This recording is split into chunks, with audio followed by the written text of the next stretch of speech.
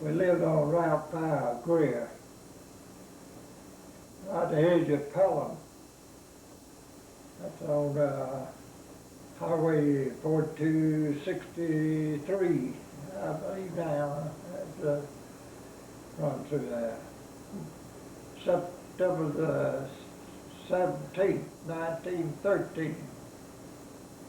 That's on a Wednesday. I was recalled. Yeah. Was passed on to me. I think it was Wednesday when I was born. And which was being the number 3 in the family, third one. Who was older? Who was before you? Clement was older, Horace, and myself. And Collier was born then. The same place, of course. Clement and Horace was born on Route 5, but a different house where we live now. Papa bought this place at Pelham and moved there. And we stayed there till, I believe it was 1916, fall of 1916, maybe, and moved to the home place, old home place. Where was that at? Yeah, beyond Greenville, about, a couple of miles, mile and a half, 2 miles. Is that near Fred Snow's place now? Is that near Fred Snow's place, or? Yeah, over there. Well, that was our great-grandfather's home house. His name. And we lived there 8 years. And moved back to Cross Anchor. I lived 5 years. Yeah, how old was you when you moved across Anchor? 11. And we lived there 5 years. Moved back to Greenville. Them good old days, I say. 19, February, I believe 1930.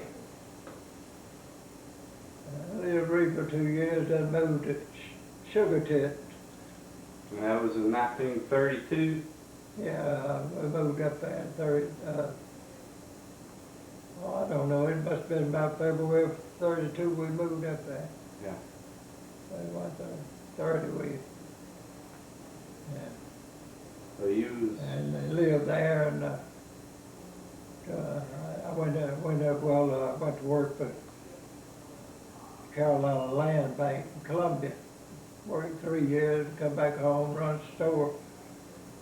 At the Sugar Tit, a couple of years, went in the Army, 1941.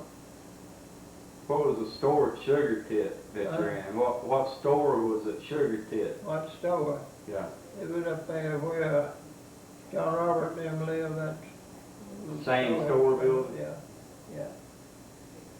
I went in service August the 20th, 1941. Okay. Left, went to Spartanburg, where they sent us to Fort Jackson. I left there and went the next day and went to Fort Bragg, stayed up there about 6 weeks. And they sent me to Fort Leonard, Missouri. And that's where I take basic training. And I come home December 41 of a couple of weeks. I went back to join my company, Fort Lewis, San Luis Obispo, California. But, war had already broken out. Well, it had broken out before I left Fort Leonardwood. And from Fort Lewis, went to North Hollywood, Los Angeles.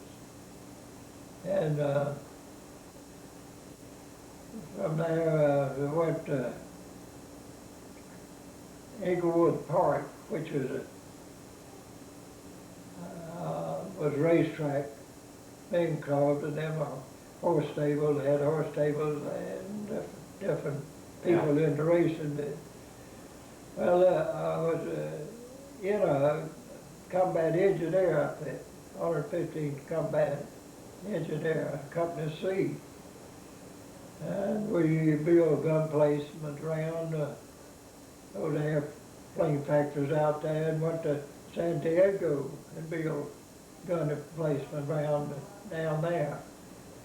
And then come back, we left there, went to Lompoc. At the Lompoc, Camp Cook was a camp there. Stayed there a while, we built roads and up and down the coast. Then we left there, went to Fort Lewis, Washington. From Fort Lewis, Washington, come back to Camp Stoneman. That's near Pittsburgh, California, above San Francisco. And left there, shipped overseas over to Hawaiian Islands. What time was that? September, I believe, September 42. Yeah. And we're on, I was on 3 of the islands in the Hawaiian Islands group. I believe the 8 islands, but on 2. We stayed on 2 and visited on 1. Went on the Hawaii, which is a big island, they call it. Hilo, I believe town went to over there, and was on Wahoo and Maui. Maui is where we spent most time. We built gun emplacements around there, and on Wahoo, Honolulu, where Honolulu was at, we built gun emplacements and had amphibious training and all that kind of stuff down the coast. And we left there, went to Marshall Islands, and kind of stood by while the bunch went in, landed, and then we went on Fiji Islands and on to Guadalcanal. And we, after left there, went to New Britain. When you went to Guadalcanal, was that What? after an invasion? Guadalcanal? After the invasion, yeah. What'd y'all do over there? Build roads or what? Build roads and stuff like that, bridges, and then we went to New Britain and was there, and then we left there, went to Philippines, which is on the east of the Philippine Islands. We stood by a lady while they, went in and kind of got their feet on the ground good there. And we left there and went on to Luzon. Went in and let get a gun. That was our first initial landing in combat. Of course, we was in combat, Yeah. but This was a beachhead or what? our first beach we went in first on, and which I didn't happen to go in on the first, which I stayed on the boat to help unload the heavy equipment. And when I go get off, one of them they had bulldozer D7 they had dumped out, and water went over it, and I had to take the heads off of them, drain the water out. They left me behind 3 or 4 days to do that. And they sent back, sent a lowboy and a DT truck back to, pick it up, bring it on up. So we went on up, we got up to Clarkfield, and I forget the name of the little town outside of Clarkfield, and that's what they went in and got our boys. They had prisoners over that the Japs had taken over in Corregidor and stuff. Yeah. And I seen most all of them when they brought them on back. And then they shipped me from there back to New Guinea.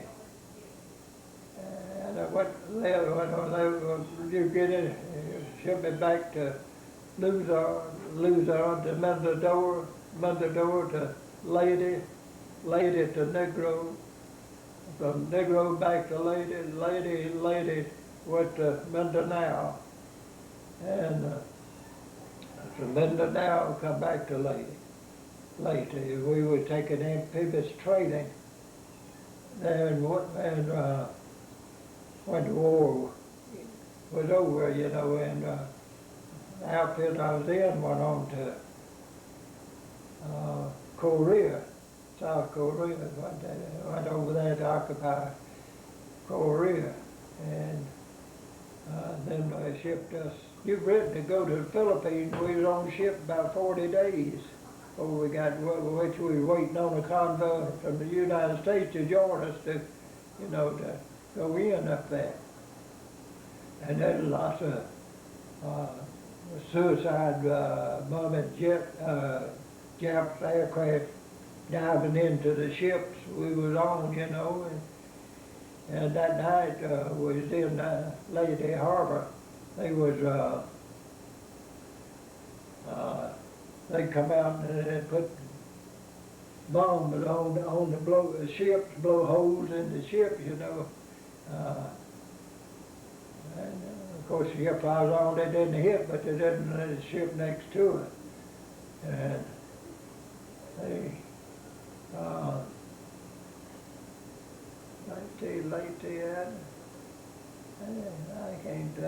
I can't get anyway, well, taking us 23 or 28 days, 23 or 28 days, whichever one, come back overseas. And the ship was broke down one day.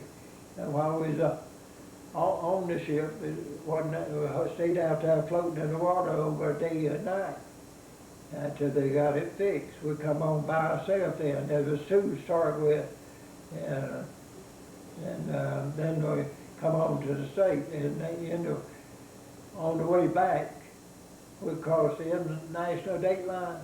Mm. I had a birthday. Yeah. And my birthday was like today. Yeah. And tomorrow, I still had another birthday. Yeah. Yeah, I had two birthdays. 2 birthdays. Yeah. You lost one going over there. 1945. So you're a year older now. Well, I didn't count the one of them. Okay. We landed, come in at Columbia River. It's Oregon. It's between Oregon and Washington. I believe it's a river going up to Portland, Oregon, where we landed. Went to Vancouver Barracks. Stayed overnight, and they shipped us to Camp Gordon, Georgia, to discharge. Well, we left there and we went from Oregon, went through Idaho, Montana.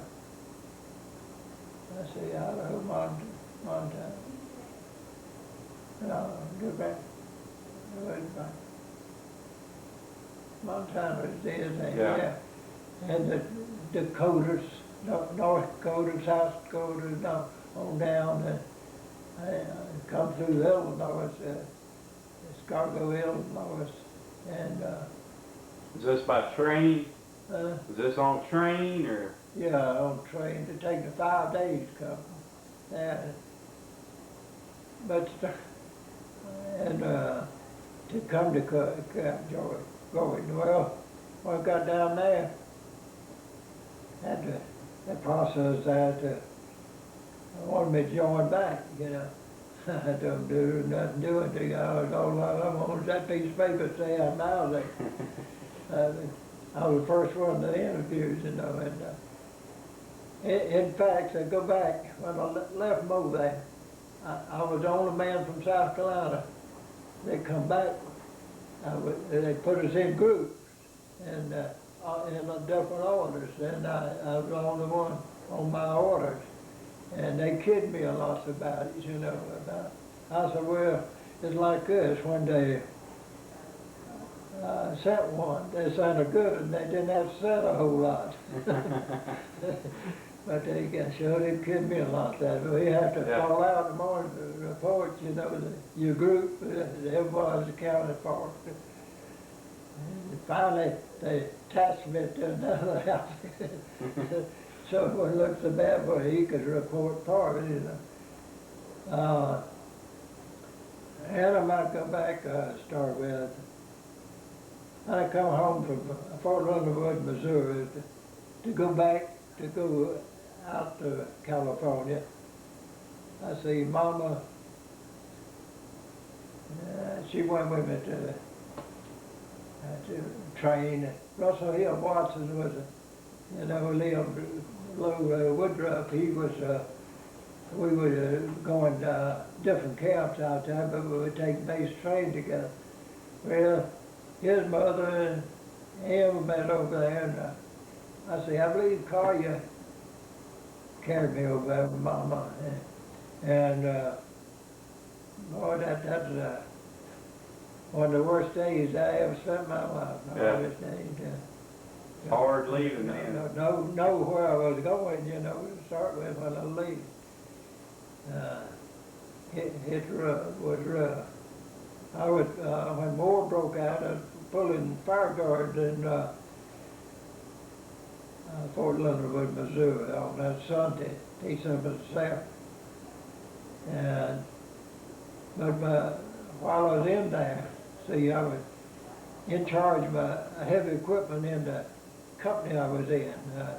I done lots of mechanic work on them when they break down the field and operate bulldozers, pans and different size. We have shovels and pans and motor graders and all that kind of equipment.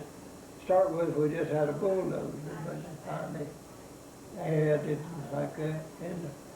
And right before I got shipped back, all I done was mostly mechanic on them, seen up that kept them running, you know. Yeah. I went to heavy equipment school while I was in there. Fort Leonard Wood, they sent me to Fort Leonard Wood, and was a squad leader up there, you know.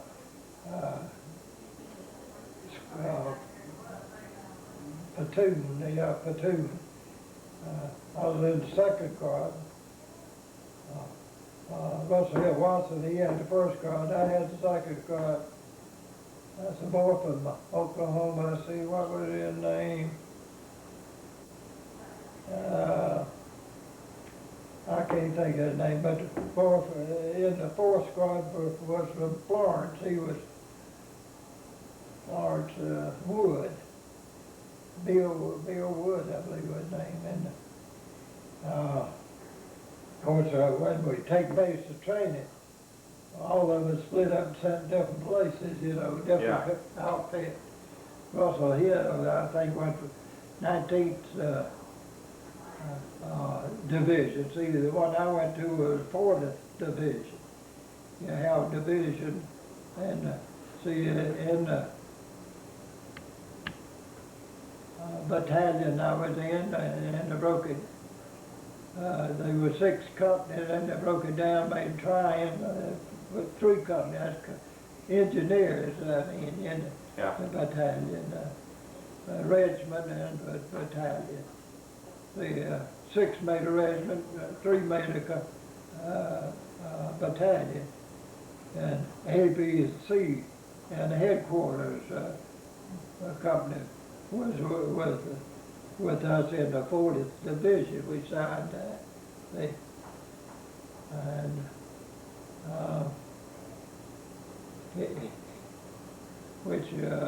It's rough going for anyone. We slept out on the ground a whole lot of time. It rained, and you wake up if you was asleep, pretty much floating out. It was rough going. Yeah. And lots of boys in our outfit. Last night we was in combat. There's 8 got killed out of the company. And it was sad for them, you know, we've been over there, we was over there a little over 3 years, 3 years and 23 days to lose out just right last, but that's where it turned out. What happened? They come in there at night time? Those knee mortars, Japanese mortar, what got us. We were bivouac out. We had been moved back from the front line. We said we were several miles back in behind. I suppose been secured, but they come in now and throw mortar fire.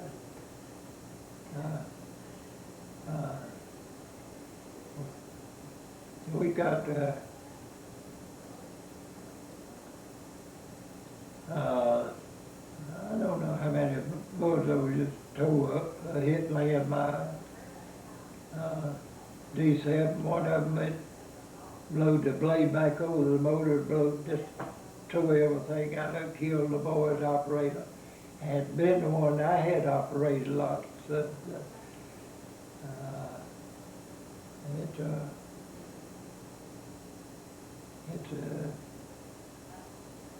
I mean, it's a rough life, that kind of life. It's not good, no man's country. Yeah. Sometimes you wonder if life's worth it. I mean, go through a whole lot, what a lot of them went through. You didn't get too good eats, and sometimes it was, we got in town half a slice of bread. That's why we got the meal. And well, back then they issued cigarettes. For 2 weeks one time we got 4 cigarettes. I was smoking at that time. Yeah. And the outfit I was in was a Company C from St. George, Utah, a bunch of Mormons boys. They're nice old boys. They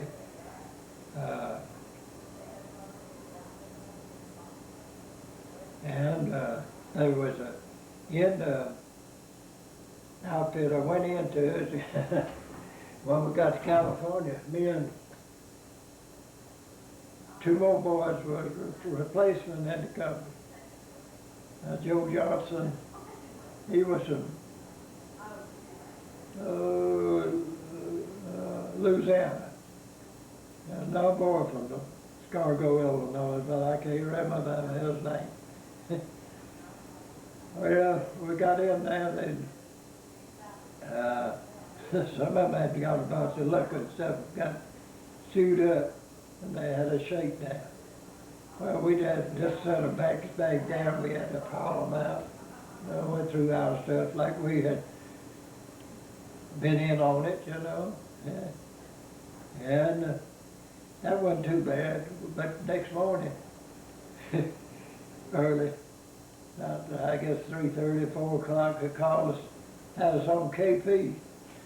All of it? That's the way the broke it is, you know. And so the Captain Barnett, the captain, he called us in about 10 o'clock.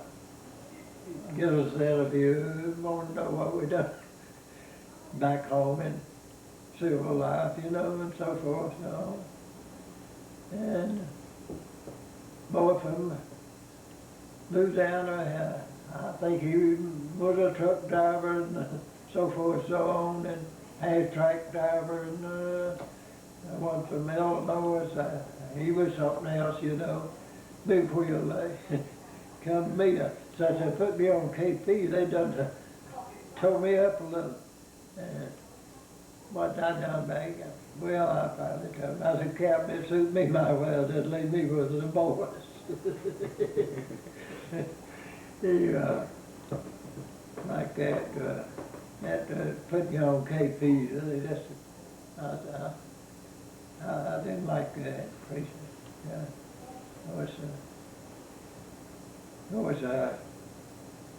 made T5 and T4, that's what we're rating on it coming on that. T4 is the same as sergeant, you know, rating, I mean, you know, the kind of special in your field,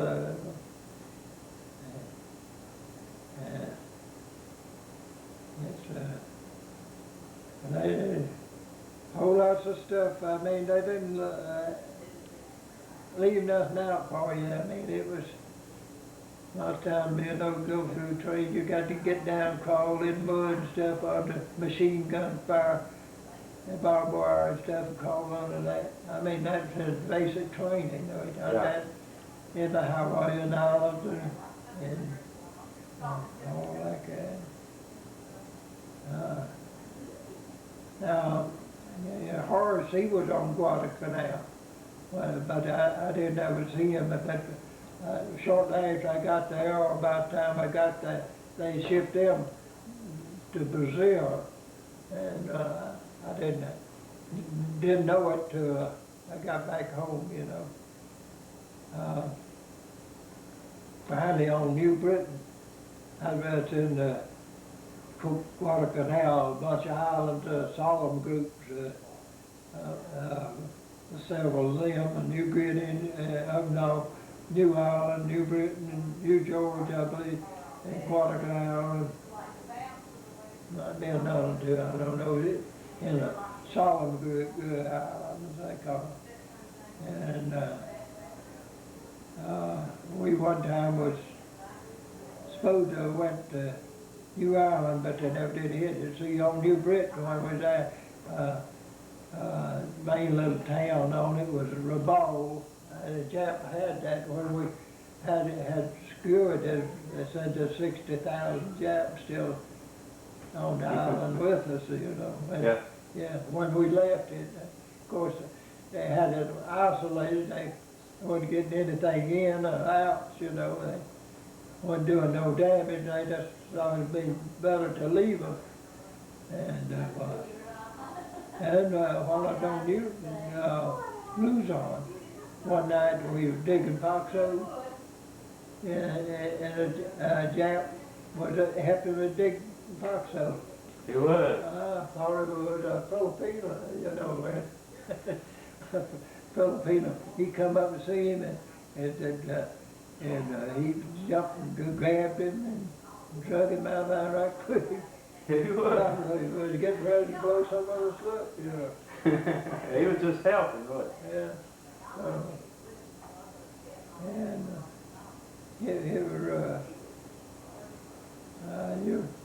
I forget how many hundred ships was in the convoy when we hit Luzon. There was a bunch of them. And these Jap planes, you know, they'd suicide into them. It felt pretty good when you get your foot on the ground. I mean, from a ship, you know, you can't move them.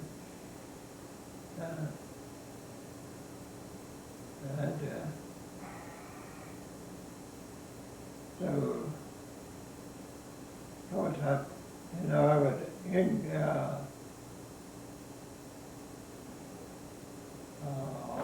National Guard at Lyman back in the 30s up to about 37, 38, about 7, 8 years I spent in combat. It was a combat engineer at National Guard. What year did you go into the National Guard? 1930. 30? Yeah. I went to 7, 8 encampment. We went to Fort Bragg one time, went to, I believe, Fort Jackson about 6, and Fort Butcher down in Charleston on across the Cooper Road Bridge one year.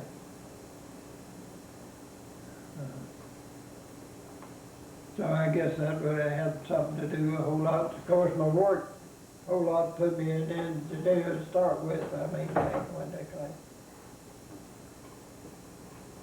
Didn't you get shrapnel or something in your back? Do what? Didn't you get some shrapnel or something in your side? Back. Yeah. What happened? Well, What that happened was then? on that knee motor. We was, What, that was at the last of the war or when?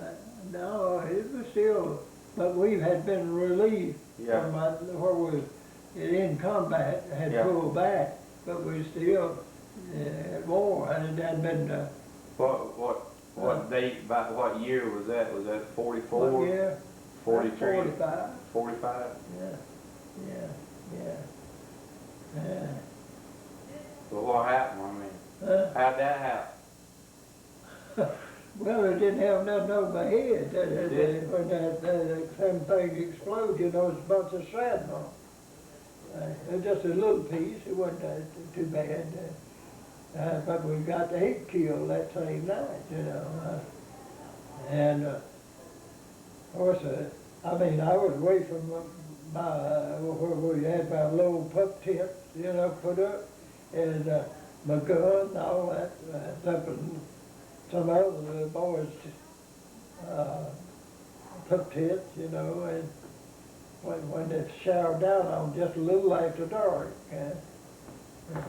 we thought we were pretty safe then. Boy, it was.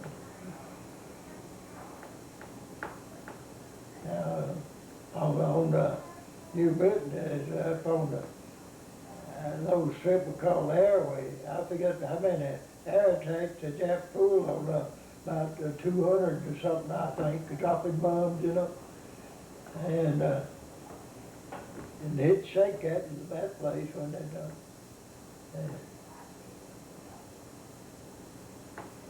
And not the artillery, I mean the ships stuff. We went from, from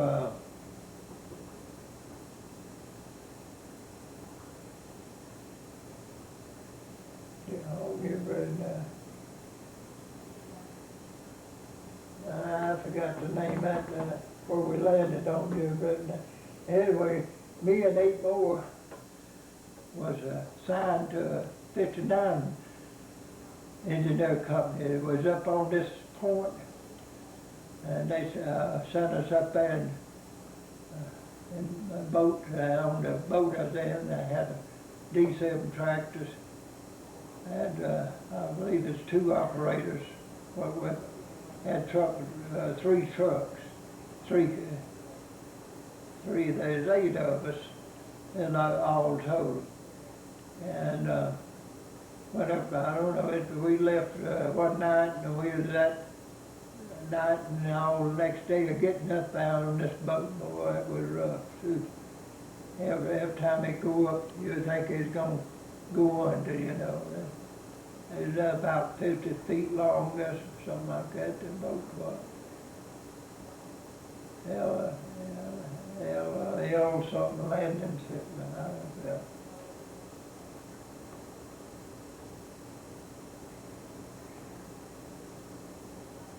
That's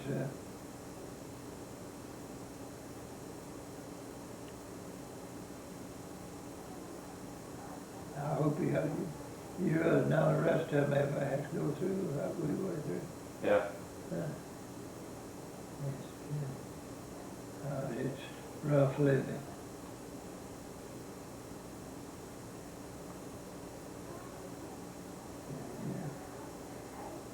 You have to do a whole lot of stuff you'd rather do something else. Yeah. Yeah, you can't say that. You had to go ahead and try. Yeah. Of course, the way they do now, I guess they can say that. It was dangerous to say that back when I was in. They didn't let you get by with that kind of stuff now. You'd have to go on in there. I say you'd have to go on and do it then. Yeah. Oh, dear, yeah. I like lost an hour now in the artillery shooting up in the mountain hills, and we had to go up in with the bulldozer blaze trail out to fire breakers. Boy, I like lost one up there about over 200, just right straight down. I was up cutting and it just mucky under the sod was growed over it.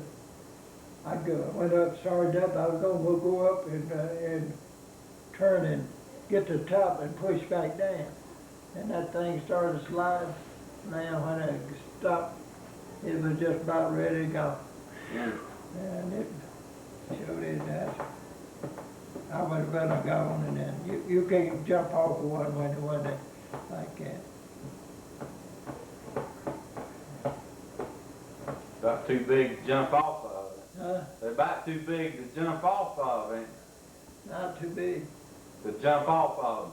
Well, what I done, I threw on my brakes and pulled my steering clutch, and it found it slid to a stop. Yes.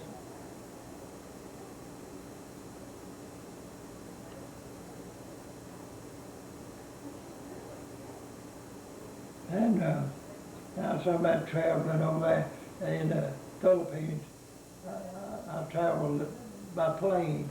I rode up on the belly tanks on the planes that I had in this cargo plane. They shut it one island to something like that. You had to get up in there, crawl up and lay down, you know. You would? Yeah. On one trip, we going to Lady to Mindanao. Lieutenant Griffin was with us. He was a new one going to our outfit. And so this Kaiser camp where we was at, he wanted me to get him up next morning time that we were supposed to catch a plane. Well, I got him up. And we had an air pocket. I hold it on one side, and it drove me as clean across the other. On this cargo plane, they just had some kind of truck motor in it, kind of tied down, you know. And boy, that would sound like a motor tear out of it, you know, when they hit no air. They wind up, you know, and but it's over clean. I don't know how far we fell. No,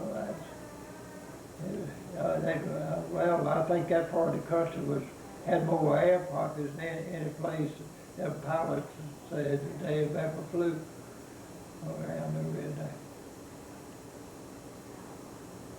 That's about all on that guy to carry on. Yeah. Yeah. We'll let you rest. I was glad to get back home. I said, we'll let you rest a while if you want to.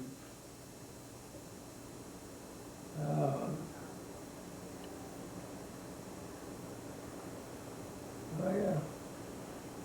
I went in on, I didn't tell you, I went in on passes to St. Louis and San Francisco, Los Angeles. Of course, I had been to Los Angeles and Hollywood before. 1940, from 39 to 40, I went out there. Who'd you go out there with? Me and Charles Coggins went out there, and on the way back, that's when I had to register for the Army. You know, you had to register, and I registered in St. Clair, Alabama, St. Clair, I believe. On the way back. And so it'll be a long time before they get me. And yeah, one of the first, me and Bob Dribble was the first in that drafted, if I'm not. They shoved me on in right quick. They must have processed Alabama first. I said, they must have processed Alabama first. Yeah, the Mormon boys, pretty nice old boys. They had lots of beliefs. Lots of them changed while I was in there. Or they didn't smoke away no Jew or nothing like that. Lots of them started smoking like that, but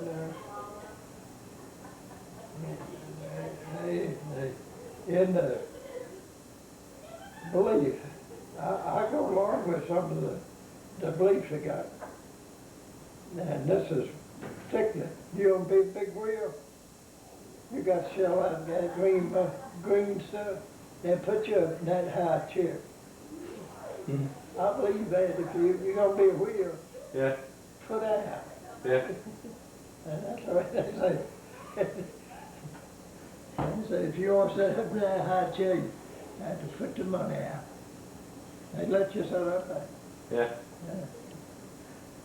No. Well, we got lots of them like that. Ours, they won't sit in the high chair, but they don't put out the green side. Yeah. Well, I think that's about the right way to size that up.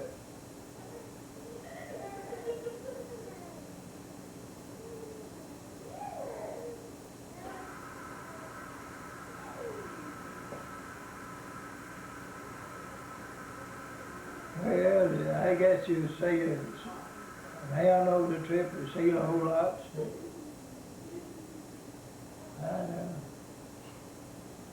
Wasn't too much to see it like you had to see it. Yeah.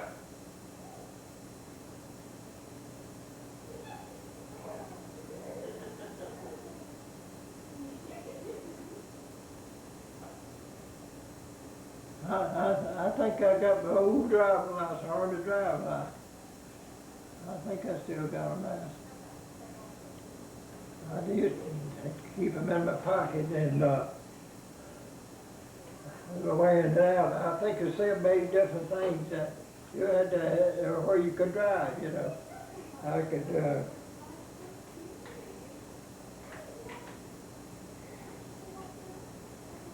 operate bulldozers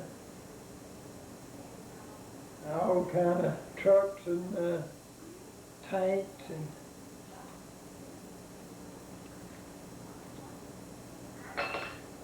that's a dog tag. It's a dog tag. No. You ought to have a chain around your neck. You got your mama's name on there. You got your mama's name next to Yeah. kin. Yeah. There you go.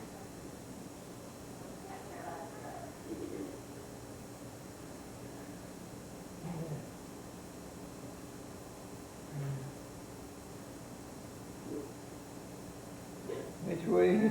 Yeah.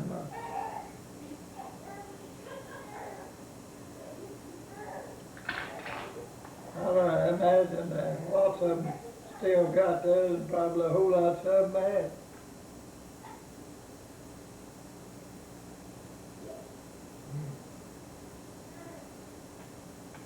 And when they was living the gray, I mean on gray right. Yeah, that number on there, you had to remember that number. When they loaded up, they shipping you out anywhere, they called your name, you had to call out that number. But, About growing up. huh? I said, tell me about growing up on the home place. That's too rough to go back over. Nah, it wasn't that bad. Yeah, too rough to go back over. Tell me about before you started grammar school, or tell me about time you can first remember. What's some of the first things you can remember when you was a little kid? Well, about the first thing I remember too good, I mean, I remember we lived at Pelham. Down Pelham, I think. The day we moved. Well, I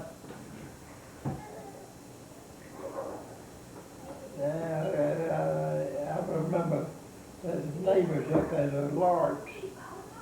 We used to go up there and crawl around under the barn, different stuff in the shed, and the day we moved up there, I remember we got to the home place. And above the home place, they had pea vine hay stacked up on poles and this and that. And then, I don't remember too much going on. And I went to, How old was you when you went to the mountains that time? How old was you when you went to the mountains that time to get corn? oh yeah. Who'd you go with? Tell me about that. I hadn't started school. I guess I was about 5 years old. Yeah. Papa and Grandpa Snow covered wagon. We go to the mountains up there and get some corn. They didn't grow too much corn through that part. And one of Grandpa's brother-in-law lived up there. I guess you could say Papa Local and Nate lived up there where we went. Okay, well, that wasn't too bad, going up there and covered wagon. Went up there, got up there, and, How long did it take you to get up there? well, it taken us all day. We left early that morning sometime, out in the night, you know, and it taken us all day going up there in the wagon. And that night, I remember we got up there and had supper for us, you know. Well, I had plenty on the table to eat. Biscuits was wider than this. Well, I wasn't used to them kind of biscuits. Mama bound her bread, you know. I wouldn't take nothing, wouldn't eat nothing. I don't know, for some girl in the family, maybe 13, 14, 15-year-old, something like that. I slid down from the table and went outside the house. She come out and she brought me a biscuit, some jelly in it. Or she might have been this, she fixed it before I left the table. I went out behind the house. I licked the jelly off and threw the bread down. You didn't want no white biscuit. You didn't want no white biscuit. No, there's something wrong with that. But next morning they didn't beg me to eat. Man, I'd like to starve to death that night. Okay, we got a corn. Come on down. From the store along the road. Papa, he had to stop and get him some tobacco or something. Well, I wanted to go in, talk him out a nickel if I could, you know, get some candy. Grandpa Snow, no, you're not going. Well, I thought I had it fixed that he'd gonna get me candy, and but I got by. Grandpa went on back and started to swing down. He grabbed my arm, pulled me back up. No, you're not going. I went back to head of the wagon, had shuck corn in there, you know. Man, I come out the throwing corn. He just sat down and laughed at me. I don't reckon I was old enough to do much hurting, you know, when I was so I figured when Papa come back, I had my candy, you know, and maybe I'd get a spanking too, but he never did say nothing to Papa about it, and I didn't get no candy. That candy was already come back that nickel. We come on made it back. That was a deal. Grandpa was pretty strict on the boys, you know, the grandkids, but I got by with that. So I used to go up to Mama's daddy, maybe, Grandpa Henderson, them, you know, spend a week in the summertime. So one year I went up there and I don't know, let's see, I had Scallop fever, I think they said it was. Might have been rheumatic fever, but they said scallop fever. And I used to, well, about every summer when I go, they'd have to go to the cemetery, clean off cemetery, you know. I'd have to turn the old rock for Grandpa and them, you know, sharpen the hose and blades and stuff that they got. And one year, Robert and Basco Package was up there. And around the house there's all kind of rocks, you know, and lots of lower rocks you could throw sail, you know, like. So we were playing down through the yard. And got to go frying chicken. Basco said, watch me kill him. He threw that rock and it curved, come back and hit that chicken in the head and killed it in the dead. We taken that chicken off down the woods and got rid of it. I must have been on about a Thursday. About Saturday, Grandma, she called, say, I want y'all to go down there and catch a certain chicken. When she come back scouting the chicken, you know, that was the chicken he done got rid of. Well, we went on down there and we found the chicken. Because it wasn't too hard to find, you know. And come back and found the chicken dead. And we made a bad mistake. We ordered carried chicken on the house and she cleaned it, you know, we could have got to eat it. Of course she sent us out to get another one, which we got the other chicken. We got by that all right. And the gun deal, the gun was, yeah, Mama was talking about. One Christmas Day, Jelly, out to Henry Bennett's crowd, and out there, with me up there, they Jelly go hunting around down there. So, they all go hunting. I don't know, we slipped out, Grandpa had this old shotgun, single barrel shotgun. Boy, I got a whole one shell. Of course, I know where everything's at, you know. And we slipped off down the wood and decided to shoot a tree. And I put it up in force a limb, you know. And Robert, he looked over behind me, helped me sight in on this tree, you know. When she shot the gun, and kicked me back, knocked him down. It made an awful racket. We brought the gun on back to the house and walked in, put it up. No one ain't said nothing, seen nothing. We ain't said nothing, no one about it. And so Robert's wife was telling your mama, I believe yesterday about the deal. It's like, but that could talk about that ain't nothing what me and TV used to do. What y'all used to do? What y'all used to do? What you and TV used to do? Yeah, he used to heap all those 22 rifles, I believe it was from West Lota, True Tone, True Test, something named. Oh, it's about that long. Best shooting 22 rifle you ever shot. We was working in Carolina Bank. I got a shooting cigarette tie this thing.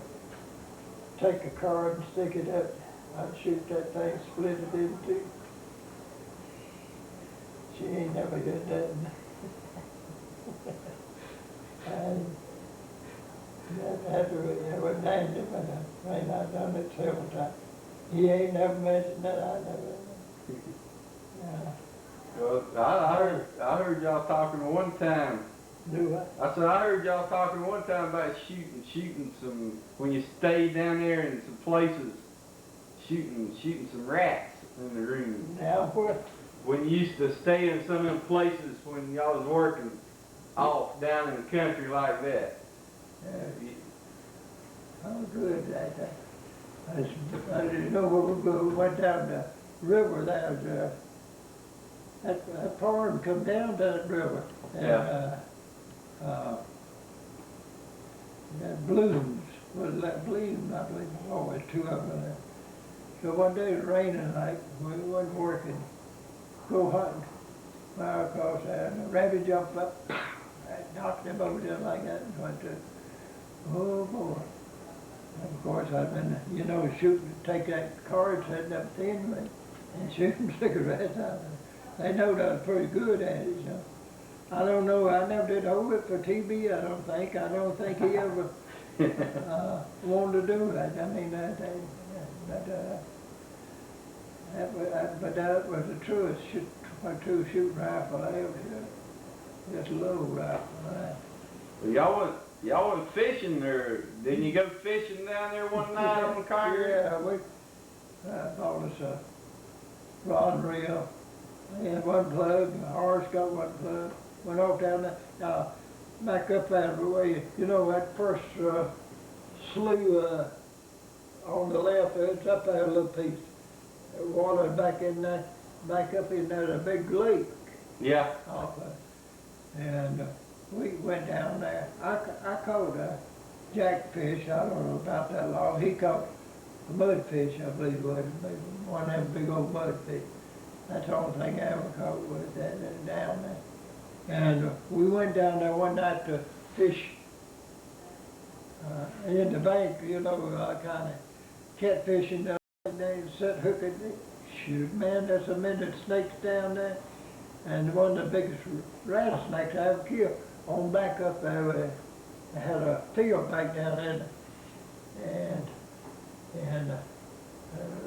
running crawler type tractor, and I got a rock, got up on that thing, and throwed it down. Oh, he was a big, that snakiest country I ever been in. Yeah, we just do things. I oughtn't, I guess. Was now that wasn't the only trick I ever tried with God. We lived at a home place as a hornet nest way up in one of them silver leaf trees. I got gunned down one time and went out there to go shoot it down. Had sealed it, but I didn't know how to pull the hammer back, how to shoot. How old was you? I hold that thick gun up. But I didn't know how to shoot the thing. I guess a good thing I didn't know.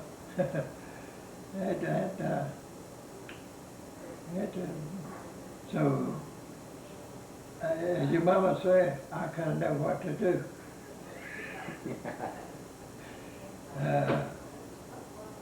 And I remember another time me and Collier was always my buddy, I guess you'd say. I never could get away from him.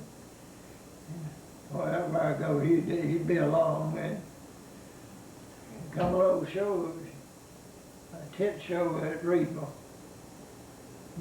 First moving picture show I've seen. Always home playing. And I don't know, I tried to get, I believe it was a dime or something from Papa to go, didn't have a dime.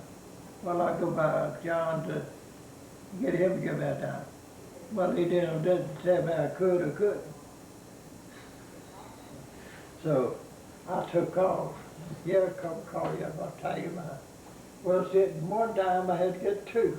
I went by that ass and but he wasn't in there, I fled, but he gave us the dime. We come on, call you. Not long before he died, he told me about that deal. I said, yeah. He had, where I went, call you had to go. We had it pretty rough, and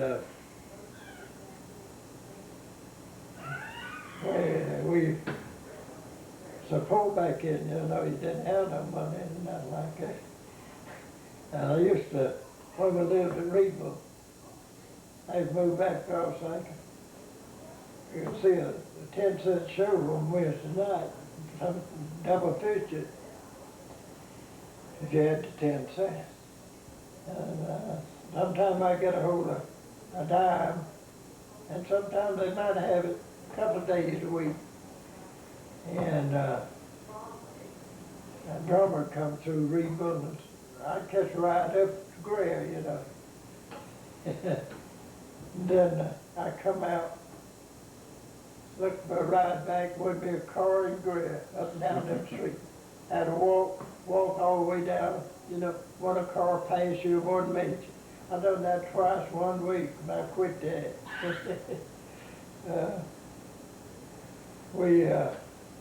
Me and Basco and Robert, I believe just know it. When you went to the fair, I don't remember whether it was on a Saturday, I believe it was on a Saturday. Well, we had, how we got in, we must have had money, I don't know. Anyway, we caught a ride over there, come out, but we walked our way back from the fairground. It's easy to walk them roads, nothing past you. Yeah. Back there. It's rough going there. And people are hauling hard time now. They don't know what they're talking about.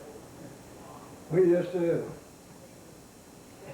leave Reedville, walk to Green Pond Church.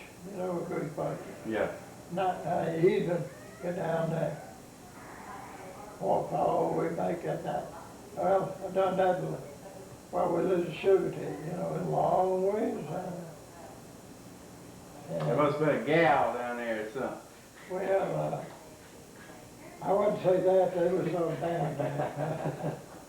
We wouldn't put that in the picture.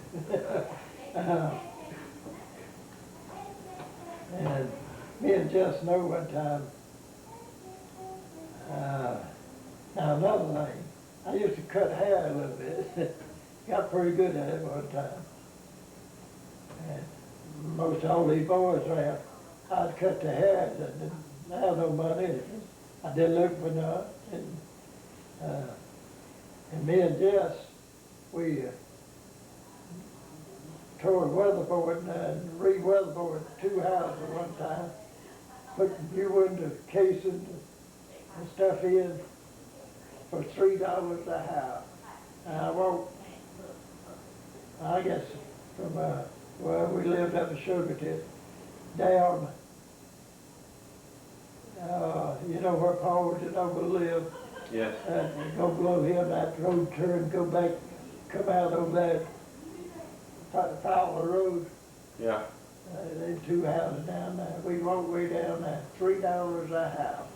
And it taken us, I don't know, a little over a week on each house, about 3 weeks on the 2 houses. Yeah. We couldn't get nothing to do, no one had no money to pay you to. And used to cut cordwood. We used to do that when we lived across like this kid cut cordwood. You know, where it sells a little, Papa Little could sell a little in the summertime to Mill Village. Get a little money, extra money.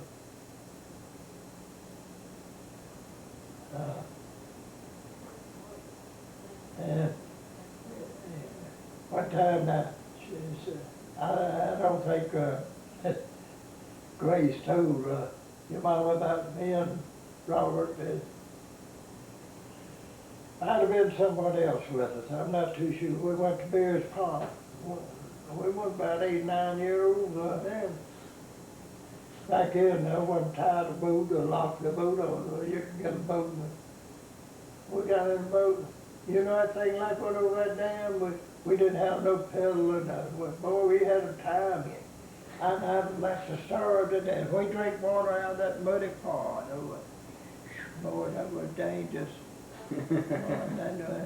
I never did tell her about that either. That's nothing to brag about.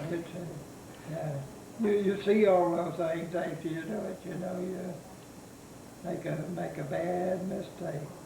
Oh yeah, I'll just tell you about when we lived across like about T.B. pushed me in the well. Yeah, you didn't tell me about that. I was going to ask you about that. He pushed you in the well? fell in on top of it. Yeah, we was filled up a well, it's dry, you know, and it had a rock wall around. And we would, Collier was doing the sledding, and maybe Papa and some of the rest of them loading rocks up on the sled. I was up there pushing them in. So he was going back to get another load. So I was hanging, sitting down with my feet hanging in the way. He run up behind me. I turned over in that thing. He pushed me out complete, took my head on the bottom. But knocked me out when I come to, he done crawling out the top. Oh, man. How old was you then? Well, back then, I guess I was about 12, something like that. Yeah. Maybe 12 years. We moved down there when I was 11. I guess it was 12. Yeah, no. Yeah, first year we lived down there. Is that where his shirt caught on fire, where he caught on fire at? Huh? Didn't he catch on fire one time? Who? TV. Yeah, I was over at home place. Papa was burned off down next creek. Watched TV little, I don't know, he might have been 3-year-old, something like that. And I think he got a hold of some boom saw or something. Got fire and he had a dress on. Or you ever see the scar on the side? Oh man, he had a bad burn. Rudolph was the home place. He messed around the wagon. I guess I was supposed to be watching him, and I didn't. Mule moved up, knocked him down, broke his leg. He was just got a way to walk, kind of. He was small.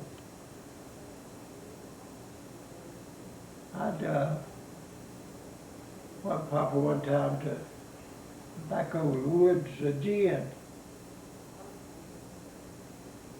And after we got gin, they brought a bale of cotton back home. I got the seeds in down in.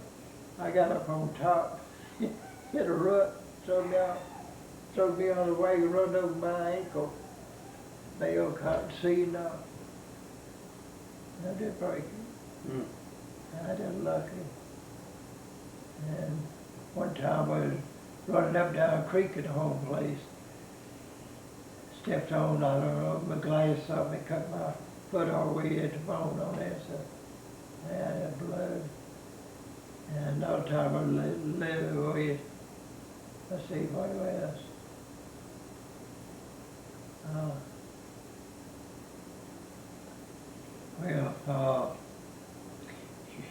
Anyway, that time I don't know, I'd better read, but it done got dark.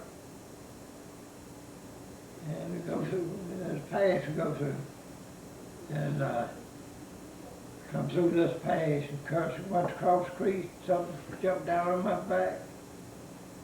I don't know what it was. Did I get up the hill?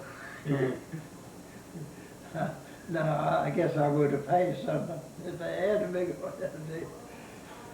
One time I was across cycle. Me and Scribbner boys went out set hooking for catfish up on the river down there, Tiger River. And later on, outside I'd go by myself, getting half light and warm. I set my fish hooks out, got down there for a night. Messed around there, it got dark. I had time getting out from that time. I mean, out up the river a long ways, I guess a mile or so from Ennis away. Yeah. Another time before we lived down there, got high waters, and this same river, there's a creek run down in it. Water was backed up, way up in the bushes stuff. So I had been to a local store over there and come down this road where the bridge crossed. Man, water was over top of the bridge and way up in the bush. You know what I done? I jumped in, swam across to the core of the creek, that tree up pretty high. Got a hold of the tree and held there, rest a little while, then swam on across. It was dangerous. One time I fought something with my daddy and Mr. John Casey.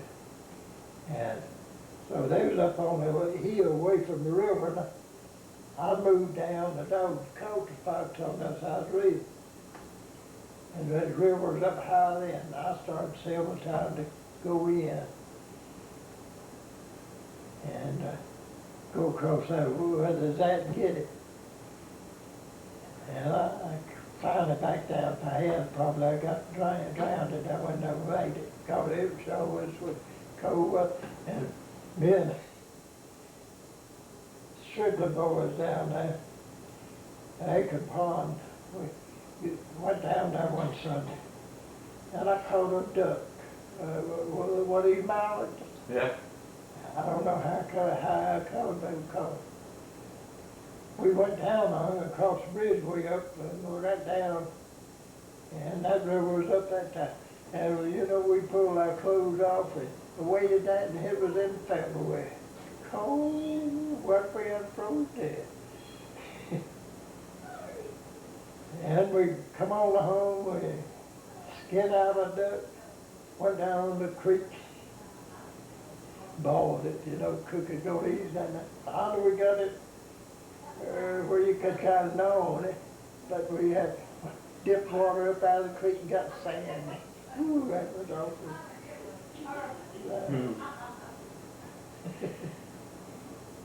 I slipped out some bread, house, you know. Of course, they didn't know what I was up to. Yeah.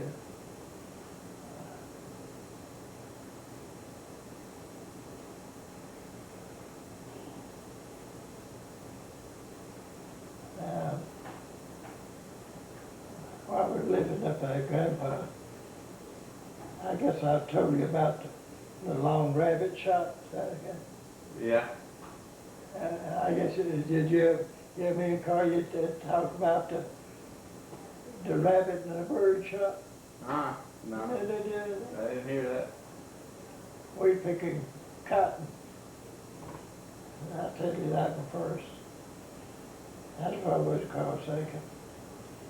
Had a shotgun down with us and a .22 rifle. Well, I think maybe he might have had the rifle, I had the shotgun. And somehow, I don't know, I think the dog jumped the rabbit and went down the creek and sounded like he lost it. The little birds were flying as bars and stuff in between the field circled around it like. So we got shooting at the birds. And he shoot and I shoot. Well, and I believe for the second time I shot, I see something over the hip jump up. I got thinking, I said, well, I bet you I shot that our dog. I said, come on. We went running around over that rabbit. I shot the rabbit. No, he better go see that rabbit now. He's unlucky, wasn't he? He was unlucky, wasn't Sure was. He got in line of fire with the bird and the rabbit. Yeah, but that's the other deal on the rabbit. Horse lived down Grandpa. It rained that day sometime. It knocked off that afternoon. It got kind of settled down, and we decided to go off down that way. Got my horse and went down toward the creek, and Bud Burley joined us. He come from the other side, and so I don't know. They said maybe the rabbits. I killed that day, but we got on down the creek. I was way up on the hill. Papa, he was way down below me. And I seen Rabbit come down the bluff on the other side, you know, the creek sandbar down. He come down and on the sandbar he stopped. And I was way up there. I hollered Papa, and I said, he's down on the sandbar, you see him? I ain't gonna let him shoot, cause he's way up closer. And I was, yeah, he throwed up his gun to shoot. I said, well, I'll shoot, kid him, you know, and I killed the guy. You know, I shot, he had never shot, and I killed that man. Sure did, that's the longest shot I ever made. He turned around and looked, and every rabbit that afternoon I killed. And they never got a shot. And a few days later, the colored man lived above us over there. We was out hunting, me and him, and maybe someone else. We was over there, but on W.D. Leonard and them brothers' place. And it's kind of thick trees and things. Well, it wasn't too big. And I done got one, maybe a couple of rabbits, and this one jumped up out of the brush pile of leaves or something, you know, with a bear, and I floated around. And this nigga, old John was his name, said, Shaw, Mr. Murray said, you don't give a man a chance, do you? He said, Shaw, you don't give a man a chance. And another one, I guess, me and Collier, we bought a E-Mod Ford. No, E-Mod, yeah, E-Mod 2829. Top Smith, he had bought it, and he was gonna give it up, and we taken up to pay it. I think it cost us about $6 a month. Boy, that is hard to come by. We finally got it, paid it off. And I bought another one several years later for $35. A month? E-Model, you know.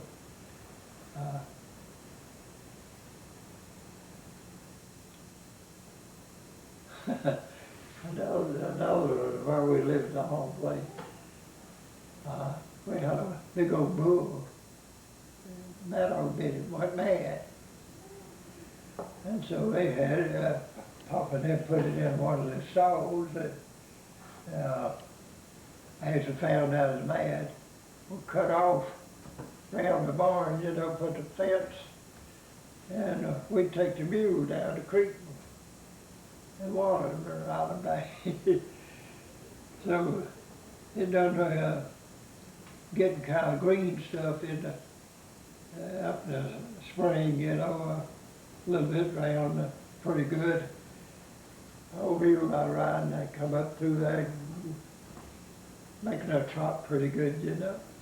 Got that green stuff, so down the head, over the head of it.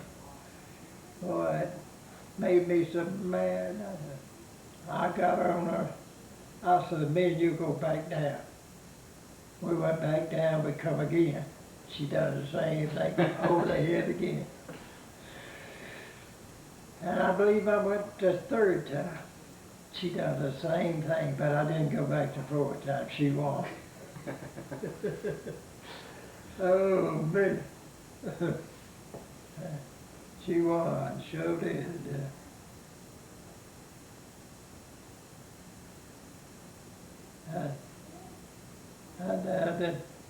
Did I tell you about the pothole over there, the turn hole, the dog pothole? Where was that? After I went, police, and when I went, first went,